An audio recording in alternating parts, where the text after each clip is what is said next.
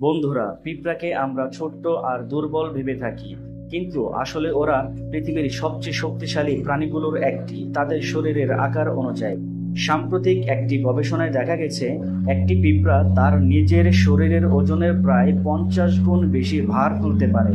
মানে যদি মানুষের শরীরে এই ক্ষমতা থাকতো, তবে একজন গড়পড়তা মানুষ সহজেই একটা ট্রাক তুলে নিতে পারত।